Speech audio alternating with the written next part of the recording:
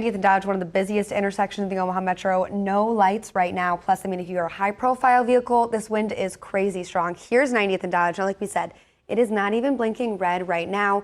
You're going to see drivers kind of confused as they navigate this intersection. But what you need to know, if you come across an intersection like this, even if it isn't blinking red, treat it as a four-way stop and prepare for other drivers to maybe not do that. So be alert, be aware. Now, like I said, the other impact with the wind is those high-profile vehicles. Here on Interstate 80, we're going to take a live look at it. There's a disabled semi. This is I-80 at I Street. You know, this is a perfect example of one of those high-profile vehicles being impacted by those very, very high winds. So just being aware of this as you head out the door today is important. You might come across multiple impacts like this.